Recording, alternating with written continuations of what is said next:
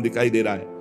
अगर आप रहनी से रहें, भजन करें, रुचि पूर्वक श्री श्यामा श्याम की सेवा करें, अपनी रुचि का परिवर्तन कर लें, भगवत चरणारविंद में हमारी रुचि समर्पित हो जाए, तो अभी अनुभव होने लगे कि दिव्य वृंदावन, चिदानंद वृंदावन, हृदय के नेत्र खुले और दिव्य वृंदावन का अनुभव हो। श्री राधा मुरलीधरो गुणनिधि श्रीमत् पदाम्भोरुह द्वंदे नैव सुधा सुधाकर महा माधुर्य निस्यन्दिना आश्चर्यातुल सौकुमार परमावत्यंत कौतूहलात् यस्याम संचरता सदा दिवस ताम वृंदावनी यावनी। जो सदा वृंदावन भूमि में वास का नियम ले लिया है, अखंड वृंदावन वास, तो आश्चर्य में जिनकी सुकुमारता नौ किशोर जो युगल सरकार है, उसके हृदय में अमृत की वर्षा करते हैं। इसका नाम मृत्यु लोक है। यहां सब कुछ अमृत है और प्रभु का सब कुछ अमृत है। नामामृत, रूपामृत, लीलामृत, कथामृत, भगवान की सब अमृत है। उसके हृदय में अमृत की वर्षा होने लगती है जो श्रीधाम वृंदावन का अखंड वास या अनन्य आश्रय ले लेता है। श्री राधा मुरलीधर के प्रति उसकी व्याकुलता बढ़ने लगती है। देखो, व्याकुलता बहुत कीमती वस्तु है। बड़े चैन से खा पी रहे हो, दिन कट रहे हैं, भला तुम्हारे अंदर ये रोना आ रहा है, एक जलन पैदा हो रही है, एक व्याकुलता पैदा हो रही कि दिन के दिन व्यतीत होते चले जा रहे हैं और मैं प्रिया प्रीतम को देख नहीं पा रहा हूं। ये व्याकुलता अत्यंत अनिवार्य है उपासक के अंदर। जैसे मुमुक्षुता ना हो तो चाहे वेदांत कंठास्थ कर लो, चाहे वेदांत दूसरे को सुना लो, पर आपको ब्रह्मबोध नहीं होगा। मुमुक्षुता, जितनी तीव्रतम मुमुक्षुता उतनी ही शीघ्र ब्रह्मबोध। ऐसी जितनी व्याकुलता, जैसे भूरी सखी की व्याकुल, हर पद में देखो रो रही, हर पद में व्याकुल हो रही। जैसे जो ब्रजेंद्र नंदन श्री लालजू से प्यार करते हैं, उनके हृदय की व्याकुलता। प्राण धन सुंदर श्याम सुजान छटपटात तुम बिन। अभी तुम बिन चैन से रह रहे हैं, ये कोई साधना है?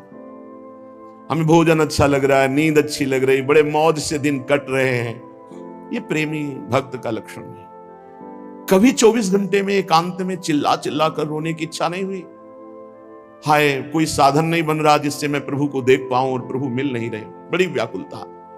छटपटात तुम बिना दिवस निस मेरे दुखिया प्राण। प्राण धन सुंदर श्याम सुजान। आप सुजान हो, आप सबके मन की बात जानते हो। हे परम सुंदर, हे श्याम सुंदर, रात दिन अब हमारे बहुत दुख से व्यतीत हो रहे। विरह व्यथा, जब से तुम बिछुरे प्यारे कबहु न पायो चैन, दरस बिन दुखन लागे नैन। प्राण व्याकुल है रात दिन। नाप के देखो अपने हृदय में थर्मामीटर डालो। व्याकुलता कहां है? भोगों की, धन की, मान की, जीने की, नाना प्रकार की विलासिता की। श्याम सुंदर प्रियाजू से मिलने के लिए व्याकुलता। छटपटात तुम बिना दिवस निस मेरे दुखिया प्राण। मेरे दुखिया प्राण। अब कहीं चैन नहीं मिल रही। सच्ची मानिए, यदि प्रभु की चाह प्रकट हो जाए मिलन की, कुछ अच्छा नहीं। विषय भोग, निद्रा, हंसी, जगत प्रीति, बहुबात, कुछ अच्छा नहीं। खान पान नहीं भावे है, नहीं कोमल वसन सुहावे है, सब विषय लगे ते खा रहा है। और यहां सब विषय अमृत के समान लगता है। धिक्कार है हमारी मन बुद्धि को, जो ऐसे सच्चिदानंद सुख से विलग रहकर दुखी नहीं हो रहा, राजी है भोगों में। बिदरत ही ओ दरस बिनु छन छन, दुसह दुख में जीवन। अमिलन के अति घोर दाहते, दहत देह इंद्री मन। हमारा हृदय विदीर्ण हो रहा है, छिन छिन दुषा दुख बढ़ता जा रहा है। किस बात का? अमिलन का। आप मिले नहीं अभी तक, हृदय में बड़ा दाह है। मेरे मन, मेरी इंद्रियां, मेरी बुद्धि जल रहे हैं। हे प्रभु, हे सुंदर श्याम सुजान, एक बार कृपा करके मिल जाओ। कलपत बिलपत ही दिन बीतत, निशा नींद नहीं आवे। सपन दरसु भयो असंभो, कैसे मन सच पावे। पूरा दिन तो व्यतीत हो जाता है विलाप करते हुए, रुदन करते हुए, आपका नाम पुकार पुकार कर रोते हुए, और रात में तो नींद ही नहीं आती कि स्वप्न में भी आपका साक्षात्कार हो जाए। अब जन देर करो मनमोहन, दया नेक ही धारो, सरस सुधा में दर्शन दे निज, उर्की अग्नि नियारो। हे दया समुद्र, हे मुनि मनमोहन, हे श्याम सुंदर, अब तो कृपा कर दो, एक बार दर्शन दे करके मेरे हृदय की अग्नि को शांत कर दो। व्याकुलता, भगवान व्याकुलता से मिलते हैं, चाह को, इतनी प्रबल चाह कि जिया न जाए, इसी को व्याकुलता कहते हैं। जब किसी को भगवत प्राप्ति की इच्छा प्रकट होती है, आवश्यकता प्रकट होती है, चाह प्रकट होती है, व्याकुलता प्रकट होती है, तो उसके हृदय में ना मिलने पर दुख होता है, बहुत दुख होता है। जो मैं ऐसा जानती, मीरा जी कह रहे हैं, प्रीति किए दुख होए, तो नगर ढिंडोरा पीटती यदि प्रीति न करियो कोई। क्यों? प्रेमी हर समय व्याकुल रहता है अपने प्रीतम के लिए, और इसमें जो सुख है वो ब्रह्मा को भी सुख नहीं है। ब्रह्म पद परमेष्ठी पद में भी वो सुख नहीं है जो प्रभु के लिए तड़प तड़प कर रोने में सुख है। ये तो रसिक जन ही जानते हैं, प्रेमी जन ही। एक सज्जन ने पूज्य भाई श्री हनुमान प्रसाद पोद्दार जी महाराज से पूछा कि साधना करते करते 20 साल हमको हो गए, ना तो भगवान मिले और ना भगवान का प्रेम प्राप्त हुआ, क्या कारण है? 20 साल हो गए साधन करते, ना भगवान मिले और ना भगवान का विरह प्राप्त हुआ। भाई जी महाराज ने कहा इसका संपूर्ण कारण तो भगवान ही जानते हैं और आप भी जानते हैं। उत्तर दिया कि संपूर्ण कारण तो श्री भगवान जानते हैं और भगवान के ना मिलने का, प्रेम ना प्रकट होने का आप भी कारण जानते हैं। भाई जी ने पूछा ईमानदारी से बताना कि भगवान ना मिलने का आपको दुख है? भगवान के प्रेम की प्राप्ति या भगवत साक्षात्कार ना होने पर 20 साल हो गए, आपको दुख हुआ इस बात का? बोले कभी कभी थोड़ा मन उदास हो जाता है। भाई जी महाराज ने कहा कि थोड़ा थोड़ा उदास हो जाता है, लेकिन आप बताइए यदि 20 साल से आप व्यापार में बराबर घाटा प्राप्त करते रहते तो क्या आप ऐसा उत्तर देते कि थोड़ा थोड़ा कभी मन उदास हो जाता है? आपकी हालत क्या होती कि 20 साल से आप व्यापार कर रहे हो, घाटे पे घाटा होता चला जा रहा है, आपकी हालत क्या होती? बोले बेचैन हो जाता, जीना मुश्किल हो जाता। तो बोले ऐसा जीना मुश्किल हुआ आपको? 20 साल से आपको घाटा हो रहा है, भगवत प्राप्ति, भगवत प्रेम प्राप्ति नहीं हो रही और आप आनंद से जीवन व्यतीत कर रहे हैं, आपको बेचैनी है? तो उनका ईमानदारी से वैसी कोई बेचैनी नहीं। बोले तुम सच्चे व्यक्ति हो, ठीक ठीक बता दिए। जब संसार की व्यापार में घाटा होने पर जो बेचैनी होती है वो आपके भगवत प्राप्ति या प्रेम प्राप्ति ना होने पर बेचैनी नहीं हो रही, तो इसमें भगवान का क्या दोष है? भगवान के अंदर कोई चाह नहीं है। कई बार सत्संग में सुन चुके हैं, आपकी चाह ही भगवान के अंदर चाह बनती है आपसे मिलने की। आप जितना विकल होंगे उतने ही वो विकल हो जाएंगे आपसे मिलने के लिए। भगवान अमना है, आपका मन ही वहां जाकर भगवान का मन बनता है और भगवान के मन के अंदर आपसे मिलने की चाह पैदा, वो अमना है, वो अचाह है, वो पूर्ण काम है। चाह हमारे अंदर पैदा हुई नहीं कि प्रभु के अंदर चाह पैदा हो जाएगी हमसे मिलने के लिए। सज्जन ने कहा कि जो प्रश्न करता थे कि कई बार आपसे सुना है कि भगवत प्राप्ति बड़ी सरल है, भगवत प्राप्ति बड़ी सुलभ है, परंतु मुझे लगता है कि जिंदगी में अगर कोई कठिन काम है तो भगवत प्राप्ति है। तो भाई जी महाराज ने कहा भैया भगवान का मिलना बहुत सुलभ है। भगवान किसी कर्म के फल से नहीं मिलते कि ये कर्म किया तो इसका फल हुआ भगवत प्राप्ति। भगवान चाह से मिलते हैं, व्याकुलता से मिलते हैं, रुदन से मिलते हैं। ये सारे कर्म इसलिए कहे जाते हैं कि तुमसे पाप कर्म ना बने, और जब पवित्र हृदय होगा तो भगवत प्राप्ति के मिलन की चाह प्रकट हो जाएगी, रोना आ जाएगा। भगवान मिलते हैं रुदन से, चाह से, व्याकुलता से, लालसा से। संसार के जितने भोग पदार्थ, अवस्था, स्थितियां, प्राणी, ये सब कर्म से मिलते हैं। जैसा आप कर्म करोगे वैसा पदार्थ मिलेगा, वैसे व्यक्ति का संयोग मिलेगा, वैसे सुविधा मिलेगी, वैसे ही असुविधा मिलेगी, वैसे ही आपको तिरस्कार अपमान, जैसा कर्म करोगे। लेकिन भगवत प्राप्ति कर्म का फल नहीं है। पूज्य भाई जी महाराज कह रहे भगवत प्राप्ति चाह का फल है। वो संत संग से, शास्त्र स्वाध्याय से, नाम जप से, भाई जी उसका भाव लिख रहे, नाम जप से, सत्संग से, शास्त्र स्वाध्याय से हमारे संसार की चाह हटे और भगवान की चाह प्रकट हो जाए। पक्का जिस दिन ऐसी चाह हो जाएगी अब जिया नहीं जा रहा, उसी दिन भगवान अनुभव में आ जाते हैं, नेत्रों के सामने आ जाते हैं। पक्का संसार की प्रत्येक स्थिति, अवस्था, पद प्रतिष्ठा, इसमें कर्म है, इसमें कर्म है। आपका कर्म आपको स्थिति प्रदान करेगा, सांसारिक पद प्रतिष्ठा, लाभ, लौकिक, पारलौकिक। सांसारिक पद प्रतिष्ठा, धन संपत्ति केवल चाह से नहीं पूर्ति होती। धन की चाह, मन की चाह, मान की चाह, अधिकार की चाह, सब कर रहे हैं। मन की चाह ये मिल जाए, वो मिल जाए, मिल रहा है क्या? मिलेगा उन्हीं को जो वैसे सुकृत वाले कर्म किए हैं। रात दिन सब चाह में ही फंसे हुए हैं, परंतु सबकी चाह नहीं पूर्ति होती। संसार की चाह से निराश होकर भगवान की चाह मात्र करने से भगवान की प्राप्ति हो जाती है। कठोर परिश्रम कर लो, धन की चाह पूर्ति करने के लिए कठोर परिश्रम कर लो, पर पूर्व सुकृत नहीं तो तुम धनवान नहीं बन सकते हो। लेकिन थोड़ा सा प्रयत्न करो भगवान नाम जप करके भगवान की प्राप्ति के लिए, ईमानदारी से बुरे कर्मों का त्याग, अभी आनंद की अनुभूति, अभी विकलता जागृत हो जाए भगवान से। आपने जितनी धन की चाह की, कभी भगवान की ऐसी चाह की? क्या आप ऐसा मानते हैं जितना परिवार से प्यार करते हैं उतना ही किसी एक संबंध वाला भगवान से प्यार करते हैं?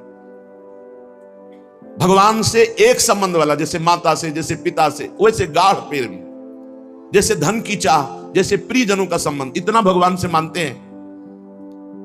तो उनका सत्य तो यह है कि ऐसा नहीं है। तो कैसे मिल जाए भगवान तुम्हें? भगवान के मिलने के लिए, चाहे वो चांडाल हो, चाहे स्त्री हो, चाहे पुरुष हो, विद्वान हो, मूर्ख हो, भगवान ये नहीं देखते कि ये कौन है। बहुत सुंदर बात है।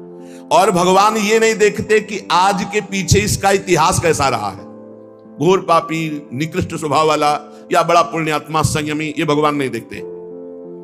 ये पापी रहा है या पुण्यात्मा, ये स्त्री है या पुरुष उत्तम है या चांडाल, ये विद्वान है या मूर्ख, ये वंदनीय है या निंदनीय, हमारे भगवान ये एक भी बात नहीं देखते। भगवान देखते हैं अपने से अपनापन। कितना आपका संबंध है भगवान से? आप भगवान को कितना प्यार करते हैं, क्या मानते हैं अपना, कितनी चाह है भगवान के प्रति? अगर चाह नहीं, संबंध नहीं, तो फिर कैसे आपको भगवान मिल जाए? कसौटी है, देवर्षि नारद जी ने कहा, तद स्मरणेन परम व्याकुलतेति। प्रभु का जो थोड़ा भी विस्मरण हो जाए तो परम व्याकुलता पैदा हो जाए। कैसी व्याकुलता? धिक्कार पैदा हो जाए अपने अंदर। कैसे मैं प्रभु को भूल गया? किसी कारणवश आभास हो गया कि 1 मिनट निकल गया, अभी नाम नहीं चला। अब वो बहुत, अब कौन सी ऐसी कीमती वस्तु है, कौन सा ऐसा सुख है जिसके कारण मैंने अपने प्रभु का विस्मरण कर दिया? वो बड़ा धिक्कार पैदा करता है। तद विस्मरणेन परम व्याकुल। कसौटी है, आप देखो कितनी देर आप विस्मरण बर्दाश्त कर देते। अव्यर्थ कालत्वम, ये भक्त का लक्षण है। कबहू काल वृथा नहीं जाए, सेवक जी ने लिखा। कितना समय आप बर्बाद करते हैं। जिसने समय की कीमत पहचान ली वही महात्मा बन जाता है। कुछ लोग तो समय काटते हैं व्यर्थ के कार्यों में, मोबाइल में गेम, संसारिक वार्ता, ताश, ये वो। अरे भाई, हमारा समय इतना कीमती, हम उसे ऐसे झूठे कार्यों में नष्ट कर रहे हैं। यदि आप भगवत प्रेम चाहते हैं, भगवान का भजन चाहते हैं, भगवान से मिलना चाहते हैं, तो इसके लिए एक ही बात है, छटपटाहट, व्याकुलता आपके मन में होनी चाहिए। अगर नहीं होती है, आप भगवान को नहीं चाहते हैं, भगवान के लिए रुदन हृदय से नहीं करते हैं, तो सीधी बात है, आपको भगवान नहीं मिलेंगे। क्योंकि भगवान चाह, जिसके हृदय में व्याकुलता, उससे भगवान मिलते हैं। अगर व्याकुलता नहीं तो इसका साफ साफ अर्थ है आप कहीं सुखी हो रहे हैं, कहीं राजी हो रहे हैं, तो भगवान क्यों आवे? भगवान से मिलन की चाह पैदा करना है साधना। भगवान चाह से मिलते हैं। भगवान के मिलने की एक ही मात्र उपाय वृत्ति है व्याकुलता, रुदन, लालसा इतनी प्रबल अब जिया ना जाए। कैसी लालसा? जैसे आपको यमुना जी ले जाया जाए और डुबकी लगवा दी जाए और ऊपर से चढ़ाकर ताकत पूर्वक आपको दबा दिया जाए, फिर जो आधा पौन मिनट के बाद आपकी सांस लेने की जो व्याकुलता है कि अगर आप सांस न मिली तो प्राण निकल गए, वही व्याकुलता चाहिए हरि दर्शन के लिए। अगर अब हरि नहीं मिले तो अब जिया नहीं जाएगा। तो उसी तासा माविर उसी समय भगवान का साक्षात्कार हो जाता है। भगवान को प्राप्त करने की अनन्य उत्कट चाह जिसके मन में पैदा हो जाए, उसके लिए किसी विधि विधान की आवश्यकता नहीं है। जैसे शास्त्रों में वर्णन आया है, संतों ने कहा इतना लाख जप करो तो भगवान का दर्शन हो जाएगा। ये शास्त्रीय बातें ठीक है भाई जी महाराज के, लेकिन इतने लाख संख्या में भगवान को खरीद लोगे ऐसी बात नहीं है। भगवान संख्या से नहीं मिलने वाले, भगवान संख्या से नहीं खरीदे जा सकते, तपस्या से नहीं खरीदे जा सकते, व्रत से नहीं खरीदे जा सकते, संयम नियम से नहीं खरीदे जा सकते। भगवान किसी क्रिया के फल रूप नहीं है। भगवान को कोई बांध नहीं सकता इन नियम, संयम, व्रत, उपवास, तपस्या। आज तक अगर कहीं कोई बांधा है तो प्रेमाधीन, भगवान प्रेम के अधीन बंधे हैं। भगवान मोल में खरीदे नहीं जा सकते। जब भजन करते करते हमारे अंदर चाह पैदा होती, रुदन पैदा होता है, उसी रुदन, उसी चाह, उसी व्याकुलता से भगवान व्याकुल हो जाते हैं और व्याकुल होकर उसे दर्शन देते हैं। प्रेम की चाह, भगवान के मिलन की चाह जब तीव्रतर से तीव्रतम अनन्य हो जाएगी, जहां दूसरी चाह नहीं, जहां दूसरी किसी व्यक्ति से प्रियता नहीं, सारा संसार उसके लिए शून्य में दिखाई दे रहा है, एकमात्र भगवान। बस भगवान की प्राप्ति की यही शुभ वेला है। देश काल पात्र के भेदभाव की कोई आवश्यकता नहीं। पात्र कौन है, देश कौन है, समय क्या है, इसका विचार भगवान नहीं करते। भगवान सार्वदेशिक, सार्वकालिक, सबके हैं। कब, कहां, कैसे, किसको मिल जाए, ये कोई निश्चय नहीं है। भगवान की चाह अत्यंत आवश्यक है। साधक की साधना केवल चाह पैदा करने के लिए है। जितने भी जप है, स्वाध्याय है, सेवा है, तपस्या है, काम क्रोध आदि लोभ आदि पर विजय प्राप्त करना तप है, इन सब का फल है अपने इष्ट देव के लिए एकांत में रुदन प्रारंभ हो जाना। एकांत में बैठ के रो रहा है, अपने कपोल को हाथ की हथेली पर रखे हुए बैठे शोक मग्न है। हे प्रभु कब मिलोगे, हे, ये कितनी दुर्लभ बात है। यही निष्काम भक्ति से प्राप्त होता है। भगवान को प्राप्त करना है तो गोस्वामी जी के दोहा जो लिखे, बहुत जोर की भाई जिसकी बड़ाई कर रहे हैं। जाहि न चाही कबहु कछु, तुम सन सहज सनेहु, बसहु निरंतरता सुर सोराउर निज गेहूं। भगवान का अपना घर कौन सा घर है? थोड़े दिनों के लिए आकर चले जाने वाला घर नहीं होता। घर कौन? जिसमें स्थायी बसा जाता है। भगवान मेहमान बनकर नहीं आते भक्त के हृदय में। सो राउर निज गेहूं, वो अपने घर की तरह। किसके? बोले जाहि न चाही कबहु कछु, बहुत उच्च कोटि की कसौटी है। निरंतर आपके हृदय में भगवत दर्शन होंगे। अपना घर जाहि न चाही कबहु कछु, शर्त है तुम सन सहज सनेह। ये बड़ी उच्च कोटि की बात है। ये आधा दोहा बहुत उच्च कोटि की अवस्था है। जाहि न चाही कबहु कछु और तुम सन सहज स्नेह। बस इतनी बात पूरी साधनाओं की है, जितने भी मार्ग है। ये आधा दोहा जीवन में उतर जाए तो आगे की बात गारंटी, भगवान कभी एक मिनट आपके हृदय से नहीं जाएंगे। जाहि न चाही कबहु कछु, बहुत बड़ी बात। कबहु कछु, जाहि न चाही कबहु कछु, कभी भी कुछ भी जिसे नहीं चाहिए और आपसे सहज प्रेम है। सहज प्रेम, कोई हेतु नहीं, हमारा मोक्ष हो जाए, हमारा कल्याण हो, कुछ चाह नहीं। जाहि न चाही कबहु कछु, कोई चाह नहीं, बस मेरे प्रीतम। दूसरी इच्छाओं का सर्वथा नाश हो गया। एकमात्र केवल इच्छा भगवान में जाकर समर्पित हो गई। कर्म की, किसी भाव की, किसी भी दिव्यता की अब आवश्यकता नहीं रही। भगवान स्वयं हृदय में भय प्रकट कृपाला दीन दयाला। दीनों पर दया करने वाले भगवान स्थायी प्रकट हो। सच्ची मानी, सच्ची मानी। गलभैया दी हुई युगल सरकार नेत्र में, हृदय में, रोम रोम में, जिधर दृष्टि डाले जड़ चैतन्य में सर्वत्र दिखने लगते हैं। शर्त है जा ही न चाहे कबहू कछ। अब इस कसौटी पे कसो और सहज स्नेह, जैसे अपनी मां से सहज स्नेह होता है, कोई लगाव जोर, कोई कामना नहीं, मेरी मां है, ऐसे मेरे प्रभु। वो मेरी मां कैसी है ये प्रश्न नहीं होता कि ऐसे ऐसे लक्षण वाली हो तो मां तो मां है। ऐसे सहज प्रेम अपने प्रभु से। भगवान के मिलन की चाह तभी प्रकट होगी जब जा ही न चाहे कबहू। ये बहुत जोर की बात है, बड़ी विलक्षण बात है। जो किसी भी बात की परवाह नहीं करता, कोई चाह नहीं रह गई, किसी से कोई संबंध नहीं, सहज स्नेह इष्ट देव से, और इष्ट देव से भी कोई चाह नहीं। अब मिलन की अपेक्षा थोड़ी रह जाएगी, वो यही हृदय में ही प्रकाशित हो गए।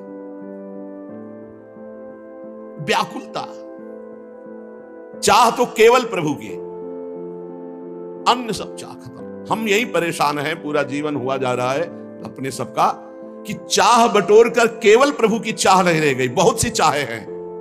ये चाह जब तक है तब तक साधना ही अधूरी है, छेद है। जैसे हम रात दिन दूध दुहे चलने में तो